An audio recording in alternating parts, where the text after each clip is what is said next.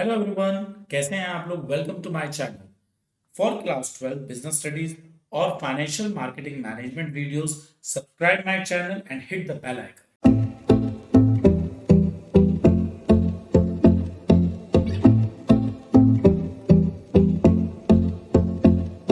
Hello बच्चा party, कैसे हैं आप लोग। आज हम लोग क्लास 12 का फाइनेंशियल मार्केट्स मैनेजमेंट सब्जेक्ट का चैप्टर नंबर 1 स्टार्ट कर रहे हैं, that is introduction to securities market. Chapter बड़ा है, इसको हम कई पार्ट्स में कवर करेंगे। So let's begin the lecture. First topic है हमारा मार्केट सेगमेंट है क्या। The share market in India is like a big market place. India की जो शेयर मार्केट एक बहुत बड़ी मार्केट प्लेस है, where people can buy and sell shares of companies, जहां पर लोग बाग अलग अलग कंपनीज के शेयर्स को खरीद भी सकते हैं और बेच भी सकते हैं। अब ये जो सिक्योरिटी मार्केट है, जिसे हम लोग शेयर मार्केट भी बोलते हैं, एक्चुअली इसका रूल है क्या। First is raising money. If a company wants to build a new factory, it can sell shares to raise fund. एक कंपनी चाहती है कि वो एक फैक्ट्री को बिल्डअप करे, वहां पर उसको पैसों की जरूरत है। अब कंपनी के पास तो शेयर्स हैं, वो क्या करेगी, शेयर मार्केट के थ्रू इन्वेस्टर्स को अपने शेयर बेचेगी और उनसे फंड ले लेगी और उसके बाद वो अपनी फैक्ट्री को तैयार करेगी। Companies need money to grow and improve. Companies को हमेशा पैसा चाहिए होता है ग्रो करने के लिए, अपने आप को इम्प्रूव करने के लिए। By selling shares they can get the money they need. अब शेयर्स को बेचने के बाद उनको जितना पैसा चाहिए होता है वो सब उनको मिल जाता है। Investment opportunity. देखिए, इंडिया में अगर कोई भी इन्वेस्टर पैसा इन्वेस्ट करना चाहता है, उसके पास कई ऑप्शंस हैं। वो एसेट में पैसा लगा सकता है, वो गोल्ड में पैसा लगा सकता है, और अब उसके पास एक ऑप्शन हो रहा है कि वो शेयर्स में भी पैसा लगा सकता है। People can invest their money in these shares to earn return. लोग बाग इन शेयर्स में पैसा लगाते हैं ताकि वो पैसा उनसे कमा सके, अपने इन्वेस्टमेंट्स पर रिटर्न ले सके। अब ये रिटर्न ली कैसे जाती है। If you by shares of A successful company, the value of those shares can increase and you can make a profit when you sell them. ये एक पेयर है, इन्होंने एक कंपनी के शेयर्स खरीदे। इन्होंने तब शेयर्स खरीदे थे जब शेयर की वैल्यू डाउन थी, अब शेयर्स की वैल्यू अप हो चुकी है, इन्होंने शेयर्स बेच दिए और बीच का डिफरेंस इन्होंने एज ए प्रॉफिट अर्न करा। Economic growth. When companies grow, they create more jobs and produce more goods. जैसे जैसे कंपनी ग्रो करती हैं, जॉब अपॉर्चुनिटीज ये ज्यादा देती हैं, इसके अलावा ये प्रोडक्टिविटी भी ज्यादा देते हैं। अब जॉब अपॉर्चुनिटी ज्यादा देना मतलब एम्प्लॉयमेंट अपॉर्चुनिटी देना, ज्यादा प्रोडक्शन मींस जीडीपी को राइज करना। This helps the overall economy, और ये कहीं ना कहीं पूरी इकोनॉमी में हमें हेल्प करता है। लिक्विडिटी। देखिएगा, लिक्विडिटी का मतलब होता है जब भी आप अपने शेयर्स को बेचना चाहें, ये शेयर्स कैश में इजीली कन्वर्ट हो जाए। The share market makes it easy to buy and sell shares quickly. Share market से हमें ये बेनिफिट मिलता है कि आप अपने शेयर्स को बहुत इजीली खरीद भी सकते हैं और बेच भी सकते हैं। If you need cash, you can sell your shares easily. आपको कैश की जरूरत है तो शेयर मार्केट में आप शेयर्स बेचें, आपको कैश मिल जाएगा। Types of security market. अगर हम सिक्योरिटी मार्केट के टाइप्स की बात करते हैं तो ये हमारी दो तरीके की होती है, प्राइमरी और secondary. Primary market. The primary market is where companies और government issue new securities like stock और बॉन्ड। प्राइमरी मार्केट वो है जहां पर कंपनीज और गवर्नमेंट अपने फर्स्ट टाइम सिक्योरिटीज को इशू करते हैं। प्राइमरी मार्केट में भी हमारे दो सेगमेंट आ जाते हैं, एक है पब्लिक इशू और एक होता है प्राइवेट प्लेसमेंट। अगर मैं बात करता हूं पब्लिक इशू की, the company offer it shares और बॉन्ड टू जनरल पब्लिक। एक कंपनी ने अपने शेयर्स और गवर्नमेंट कंपनीज ने अपने बॉन्ड्स वगैरह जो है पब्लिक में इशू करे। यहां पर अगर 49 से ज्यादा लोग इन चीजों को लेते हैं तो हमारा वो पब्लिक इशू माना जाएगा। लेकिन अगर पब्लिक जो एक्सेप्ट कर रही है वो 49 से कम है तो हम इसको प्राइवेट प्लेसमेंट कहते हैं। मतलब कंपनी ने शेयर इशू करे, गवर्नमेंट ने अपने बॉन्ड्स दिए और 50 से कम मतलब 49 से कम लोग अगर लेंगे प्राइवेट प्लेसमेंट और 49 से ज्यादा लेंगे तो ये पब्लिक माना जाएगा। Secondary market. The secondary market is where previously issued securities are bought and sold among investors. आप देखिएगा, फर्स्ट टाइम तो आपको कंपनीज के शेयर्स मिल गए, आपने उसे कंपनी से डायरेक्टली ले लिया। अब आप इन शेयर्स को बेचना चाहते हैं तो यू नीड अ प्लेटफॉर्म। आपको एक मार्केट चाहिए जहां पर आप इन शेयर्स को बेच सको। अब वो मार्केट है हमारी Bombay stock exchange, national stock exchange. तो ये हमारे वो प्लेटफॉर्म है जहां पर हमारे पास जो शेयर्स हैं हम उनको इजीली दोबारा रीसेल कर सकते हैं। Now the topic is index. ये इंडेक्स होता क्या है? आप लोगों ने ये एरो बहुत बार देखा होगा। ये एरो अपवर्ड्स भी होता है और ये एरो डाउनवर्ड्स भी होता है। तो जब ये अपवर्ड्स होता है तो हम लोग क्या बोलते हैं? शेयर मार्केट ग्रो कर रही है। और अगर ये डाउनवर्ड्स होता है तो क्या कहते हैं? आज मार्केट डाउन है। इसका मतलब ये जो एरो, जिसे हम लोग इंडेक्स भी कहते हैं, ये एक तरीके से परफॉर्मेंस को शो करता है स्टॉक मार्केट के। And index in the stock market is a measurement of the performance of group of stock. Index जो है हमारे शेयर मार्केट में एक ग्रुप ऑफ स्टॉक के परफॉर्मेंस को शो करता है। Collection of stock, an index made up of selected stock that represent a portion of stock market। Actually ये इंडेक्स के अंदर सभी कंपनीज नहीं है, कुछ स्टॉक्स हैं, लेकिन वो जो स्टॉक्स हैं वो पूरी की पूरी शेयर मार्केट को रिप्रेजेंट करते हैं। हम बात करते हैं निफ्टी 50 की। Nifty 50 consist of 50 major companies listed on national stock exchange. Nifty 50 में 50 मेजर कंपनीज हैं जो पूरी की पूरी शेयर मार्केट को रिप्रेजेंट करते हैं। तो अगर निफ्टी 50 का इंडेक्स ऊपर होता है, इसका मतलब ओवरऑल मार्केट अपलिफ्ट कर रही है, और अगर ये डाउन होता है तो इसका मतलब ओवरऑल मार्केट डाउनवर्ड्स जा रही है। Performance indicator, an index track the performance of these selected stock. ये जो हमारा इंडेक्स है ये कहीं ना कहीं शेयर मार्केट के स्टॉक्स के परफॉर्मेंस का इंडिकेटर भी होते हैं। बट यहां पर एक छोटा सा पॉइंट है, कोविड के दौरान शेयर मार्केट का इंडेक्स का एरो तो डाउनवर्ड्स था, मतलब शेयर मार्केट डाउन थी, लेकिन फार्मास्यूटिकल कंपनीज के शेयर अपवर्ड जा रहे थे। मतलब ये ज्यादातर कंपनी के परफॉर्मेंस को इंडिकेट करता है।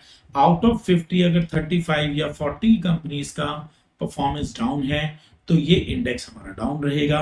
इट डजंट मीन कि 50 की 50 कंपनीज का परफॉर्मेंस डाउन होना चाहिए। It shows whether the overall market or a specific sector of the market is going up or down।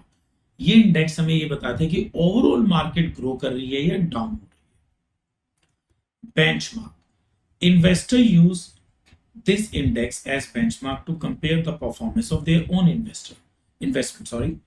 अब इन्वेस्टर क्या करते हैं, जैसे ये एक कपल है, इन्होंने अपना एक पोर्टफोलियो बनाया और उस पोर्टफोलियो में इनको 20% की रिटर्न है, जबकि ये जो इंडेक्स है ये सिर्फ 15% की रिटर्न दे रहा है। इसका मतलब आप अपने पोर्टफोलियो को इनके इंडेक्स से मेजर कर सकते हैं कि आपका पोर्टफोलियो इनके इंडेक्स से अच्छा परफॉर्म कर रहा है या बुरा परफॉर्म कर रहा है। तो ये इंडेक्स एक तरीके से इन्वेस्टर के लिए बेंचमार्क का काम करता है। If your portfolio returns is better than Sensex, you are doing well. आपका पोर्टफोलियो अच्छा काम कर रहा है, यू आर डूइंग वेल। अब ये इंडेक्स हमें चाहिए क्यों है? Market health. Index shows the overall health of stock market. ये जो इंडेक्स है हमें मार्केट की ओवरऑल हेल्थ बताता है। इफ द सेंसेक्स और Nifty is rising, it generally mean that the stock market is doing well. अगर ये अपलिफ्ट है, इसका मतलब मार्केट अच्छा कर रही है, ओवरऑल मार्केट बहुत अच्छा कर रही है। Investment decision, investor use index to make informed investment decision. जितने भी इन्वेस्टर्स होते हैं वो इस इंडेक्स का जरूर ध्यान रखते हैं अपने इन्वेस्टमेंट के टाइम पर। For example, if the Nifty is performing well, investor might be more confident in buying stock. अगर ये इंडेक्स बहुत अच्छा काम कर रहा है, निफ्टी बहुत अच्छा काम कर रही है, तो कहीं ना कहीं उनमें कॉन्फिडेंस आएगा कि हाँ, अब हम शेयर मार्केट में पैसा लगा सकते हैं। Now the topic is market capitalization. Market capitalization को हम लोग मार्केट कैप भी बोलते हैं, और आप लोगों ने नाम बहुत बार सुना होगा, large cap companies, mid size companies और स्मॉल कैप कंपनीज। एक्चुअली ये जो तरीका होता है, ये एक मेथड होता है किसी भी कंपनी के साइज को मेजर करने का। इसका फॉर्मूला होता है मार्केट कैपिटलाइजेशन का। Market capitalization is equals to closing share price into total number of outstanding share. हम एज्यूम करते हैं कि एक कंपनी है, उसके पास शेयर 100 रुपीज का और 1 मिलियन शेयर्स उसके पास हैं, तो इस टाइम उसका मार्केट कैपिटलाइजेशन जो है 100 मिलियन का है। यहां पर मार्केट कैपिटलाइजेशन में नॉर्मली 3 तरीके की कैटेगरी होती है। First, large cap. इनको हम लोग लार्ज कैप कंपनीज बोलते हैं, जिनका एक तरीके से हम कह सकते हैं कि कैपिटल रेशियो बहुत बड़ा होता है। These are the big and well established company like Reliance. Mid cap companies, जिनका साइज ऑफ कैपिटल जो होता है मिड साइज होता है, मीडियम साइज होता है, जो अभी ग्रोइंग स्टेज पर होती हैं। Small cap, these are small companies with potential for growth। ये वो कंपनीज होती हैं जो भी स्मॉल स्केल पर काम कर रही हैं, लेकिन इनमें पोटेंशियल होता है ग्रो करने का और इनमें रिस्क भी बहुत ही ज्यादा होता है। Now the topic is market capitalization ratio. The market capitalization ratio is valuable tool for assessing the relative size and valuation of companies and overall stock market। एक तरीके से जो मार्केट कैपिटलाइजेशन रेशियो होता है ये हमें रिलेटिवली बताता है कंपनीज की वैल्यूएशन को ओवरऑल स्टॉक मार्केट से। कंपनी बी का मार्केट कैपिटलाइजेशन है 500 करोड़ का और जबकि उसकी फेस वैल्यू है 100 करोड़, मतलब शेयर्स का जो एक्चुअल प्राइस है वो 100 करोड़ है और जबकि मार्केट में इसकी जो वैल्यूएशन है वो 500 करोड़ है। तो इसका मतलब कंपनी बी की जो बुक वैल्यूज हैं उससे 5 टाइम्स ज्यादा मार्केट कैपिटलाइजेशन बन रहा है। टर्नओवर, नॉर्मली टर्नओवर हम लोग हमेशा बोलते हैं प्रोडक्ट को सेल करना। सेम यहां है, जब स्टॉक एक्सचेंज के अंदर प्रोडक्ट मतलब securities, debenture, future and option ये सब बेचे और खरीदे जाते हैं, that is called turnover. Turnover in NSE India refers to total value of securities traded on the exchange within a specific period। Turnover का मतलब होता है जब नेशनल स्टॉक एक्सचेंज के अंदर आप स्टॉक, बॉन्ड, डेरिवेटिव्स इन सबको सेल या परचेज करते हैं। यूजुअली अ डे और ए ईयर, हम इसको दो तरीके से मेजर कर सकते हैं, डेली टर्नओवर और annual turnover. Daily turnover this indicates the total value of trade that occurs on NSC on a particular trading day. एक दिन में नेशनल स्टॉक एक्सचेंज में कितने शेयर्स खरीदे गए, कितने शेयर्स बेचे गए या डिबेंचर्स, डेरिवेटिव्स, इन सब के ट्रेड को हम लोग कहते हैं डेली टर्नओवर। एनुअल टर्नओवर ही ये चीज है जो हमें टोटल वैल्यू ऑफ ट्रेड बताता है जो एक साल में एनएससी में हुआ है। टर्नओवर रेशियो क्या होता है? If a company has an average market capitalization 1000 crore, एक कंपनी की मार्केट कैपिटलाइजेशन है 1000 crore and the total value of its share traded over a year is 500 crore और उस कंपनी के 500 करोड़ के शेयर्स एक साल में खरीदे और बेचे गए, that means stock turnover ratio is 0.5। it means half of the company's market capitalization was traded during the year, कि कंपनी की जितनी कैपिटल है उसका आधा एक साल में ट्रेड किया गया है, इसे हम कहते हैं turnover ratio. Now the topic is product. आप लोग मार्केट जाते हैं, शॉपकीपर को पैसे देते हैं, आप उससे कोई ना कोई तो प्रोडक्ट लेते हैं। सेम शेयर मार्केट में आपने शेयर मार्केट में अपना पैसा इन्वेस्ट करा, शेयर मार्केट ने कंपनी से आपको या तो शेयर्स दिए या फिर बॉन्ड दिए, तो ये जो शेयर्स और बॉन्ड आपके पास गए हैं इनको हम लोग प्रोडक्ट कहेंगे। Financial market facilitate reallocation of saving from saver to entrepreneur. Share market आपकी सेविंग्स को कंपनी तक पहुंचाने का काम करती है। Savings are linked to investment by a variety of intermediaries through a range of financial products। अब ये जो आपकी सेविंग है इसको इन्वेस्टमेंट के थ्रू, इंटरमीडिएटरीज के थ्रू कंपनीज तक पहुंचाया जाता है और इन रिटर्न आपको फाइनेंशियल प्रोडक्ट्स दिए जाते हैं जिसको हम लोग सिक्योरिटीज कहते हैं। सिक्योरिटीज बेसिकली किसी भी कंपनी के शेयर्स हो सकते हैं और गवर्नमेंट यूनिट्स के बॉन्ड हो सकते हैं। They help people invest their saving and potentially make more money over time। अब आप लोग किसी भी कंपनी के शेयर्स या गवर्नमेंट के बॉन्ड्स क्यों लेंगे? ताकि ओवर द टाइम आपकी इन्वेस्टमेंट्स पर आपको अच्छे रिटर्न्स आ सके। मार्केट पार्टिसिपेंट्स, मार्केट में एक तो इन्वेस्टर्स होते हैं जो पैसे इन्वेस्ट करते हैं, इशूअर वो कंपनीज जो आपको शेयर्स देती हैं और आपसे इन रिटर्न पैसा लेती है, इंटरमीडिएटरीज जितने भी ब्रोकर वगैरह हैं ये सब आपके इन डील को कराने में हेल्प करते हैं। अब हम बात करते हैं मार्केट सेगमेंट। हमारे यहाँ मार्केट है कितने टाइप की? देखो आपने आज तक ये तो सुना है कि शेयर मार्केट है, बट शेयर मार्केट में भी अगर आप अलग अलग प्रोडक्ट लेना चाहते हैं तो उनके लिए भी मार्केट्स अलग अलग है। फर्स्ट नंबर पर आती है wholesale debt market, capital market, future and option and currency derivative. Wholesale debt market June 1994 में इस मार्केट को स्टार्ट किया गया। This is where various debt securities are traded. यहां पर हम सिर्फ डेट सिक्योरिटीज में ही डील कर सकते हैं।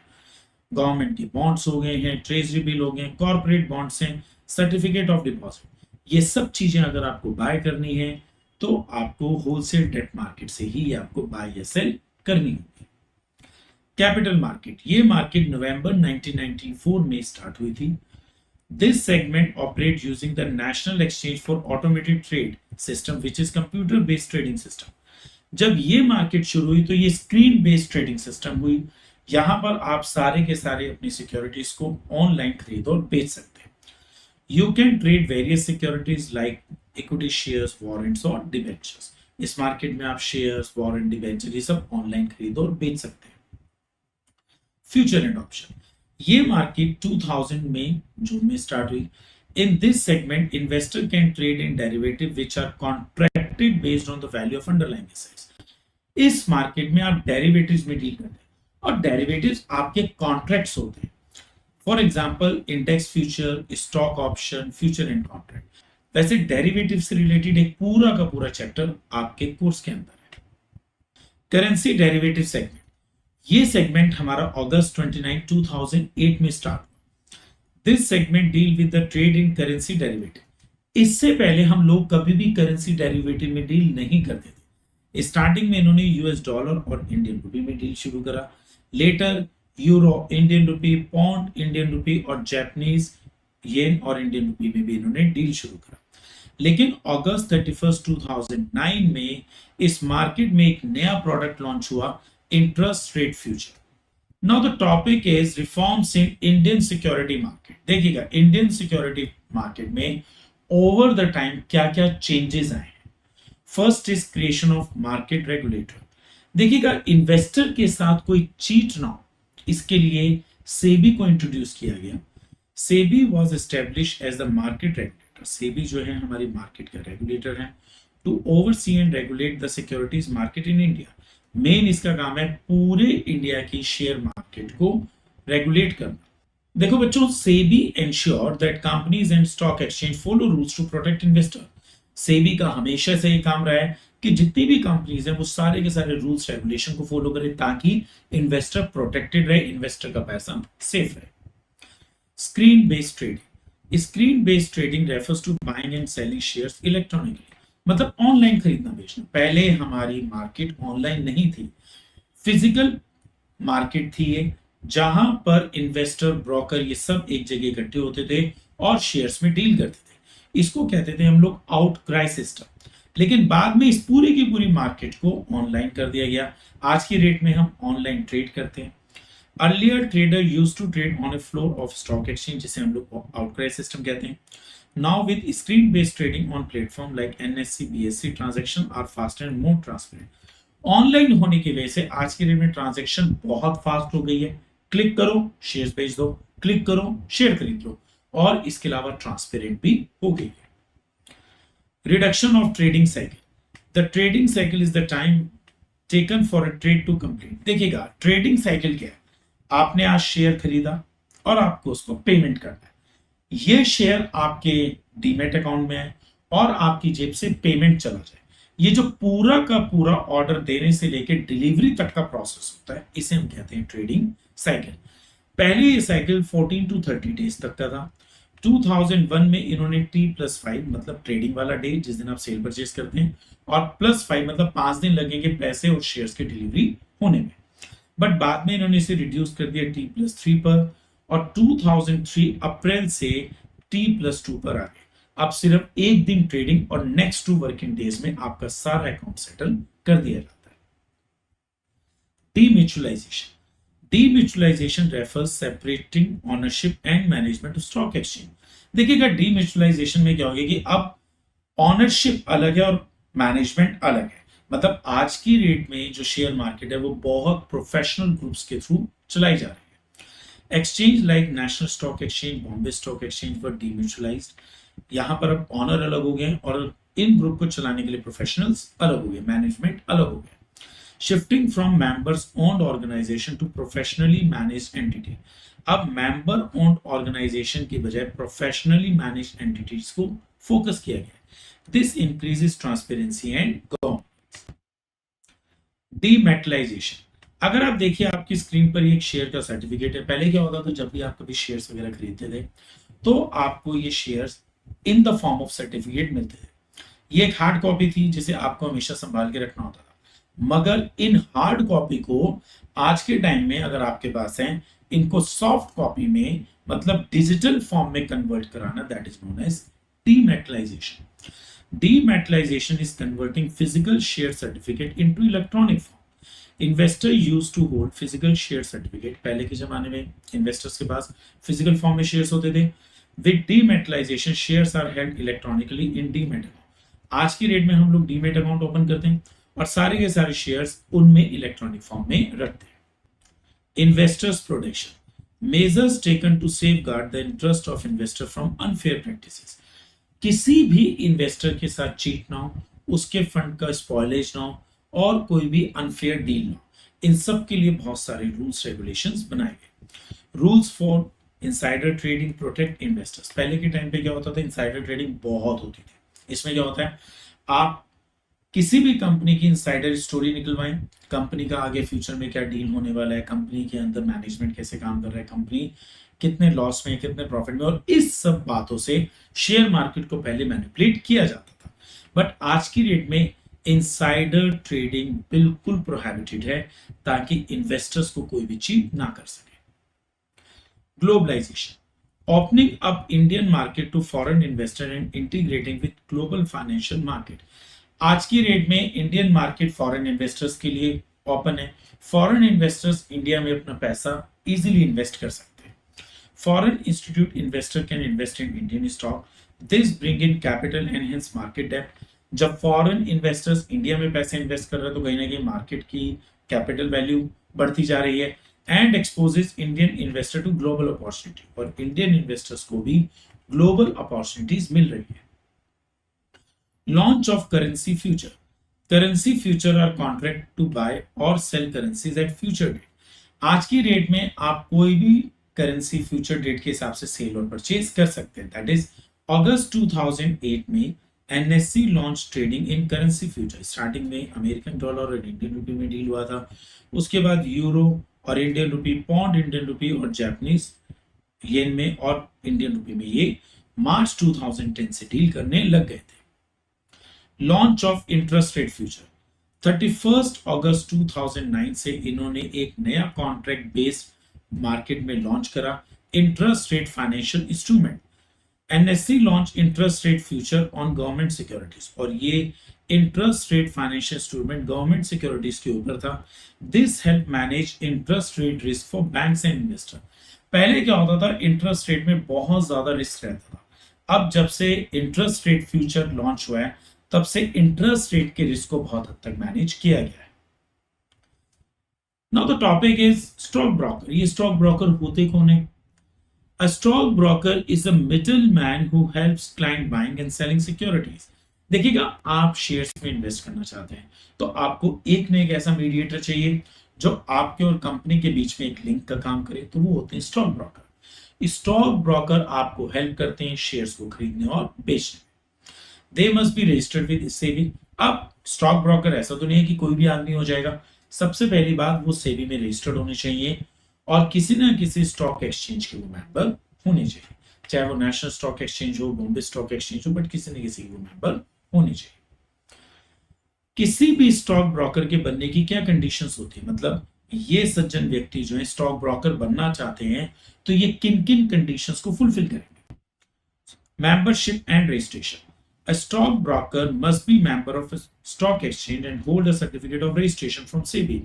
अब अगर इन्हें स्टॉक ब्रोकर बनना है तो इन्हें सेबी का रजिस्ट्रेशन लेना होगा. Compliance. They must follow the rules, regulation and bylaws of the stock exchange.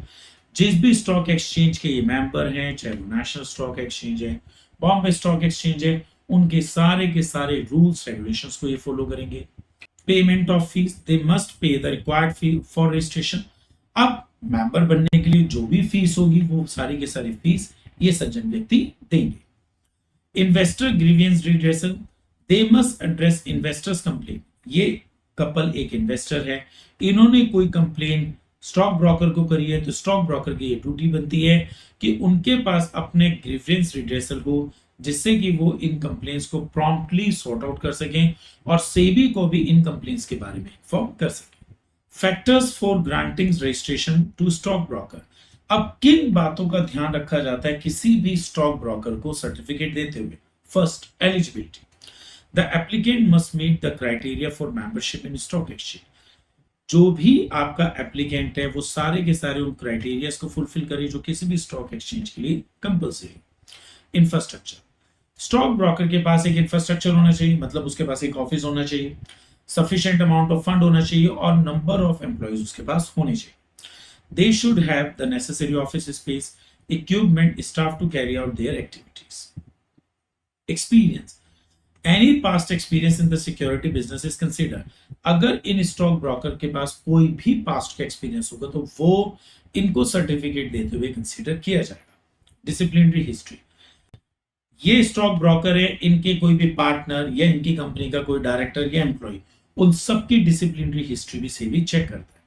If the applicant or any of their partner, director or employee have faced disciplinary action in the past regarding their securities business. NSC membership. There is no entry exit barrier to the membership of NSC. NSC का entry और exit का कोई barrier नहीं है। Anybody can become a member by complying with the prescribed eligibility. कोई भी member बन सकता है NSC का, बशर्ते उसको कुछ eligibility का criteria fulfill करना हो। As per Securities Contract Act 1956, the SEBI Act 1992, person eligibility. अब एनएससी का मेंबरशिप बनने के लिए आपको कौन कौन सी एलिजिबिलिटी को फुलफिल करना है? फर्स्ट, आप इंडिविजुअल हो सकते हैं, पार्टनरशिप फर्म, लेकिन वो एक्ट 1932 इंडियन पार्टनरशिप एक्ट में रजिस्टर्ड होनी चाहिए। अगर आपकी एलएलपी है, लिमिटेड लायबिलिटी पार्टनरशिप है, तो पार्टनरशिप एक्ट 2008 में रजिस्टर्ड होनी चाहिए। कोई भी institution including subsidies of bank engaged in financial services वो भी मेंबर बन सकता है, और बैंक फॉर करेंसी डेरिवेटिव भी मेंबर्स बन सकते हैं। अब अगर आप एनएससी के मेंबर बने हैं तो आप अलग अलग सेगमेंट के भी मेंबर बन सकते हैं। पर्सन्स और institution desire of security admission as member on the chain may apply for membership on any one of the following segment.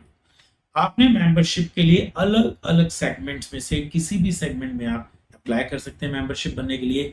Wholesale debt market segment भी हो सकता है, capital market segment, capital market and wholesale debt market segment, capital market and future option, capital market future and option segment, wholesale debt market segment, currency derivative segment, या clearing membership of nation security clearing corporation limited. मतलब आप NSC के member बनते हुए इनमें से किसी भी सेगमेंट में के मेंबर बन सकते हैं।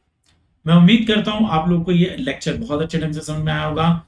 सीबीएसई का जो क्राइटेरिया है 100 मार्क्स का, हम उसे क्रैक करेंगे। आप सब मुझसे प्रॉमिस करिएगा, आप इन स्लाइड्स के स्क्रीनशॉट लेंगे और इनको घर पर स्टडी करेंगे। Thank you. As I always says, पढ़ाई कभी भी मुश्किल नहीं होती, सिर्फ उसे आसान बनाना पड़ता है। आप स्क्रीनशॉट लीजिएगा, रेगुलर इनको रिवाइज करिएगा, पढ़ाई बहुत आसान हो जाएगी। Thank you.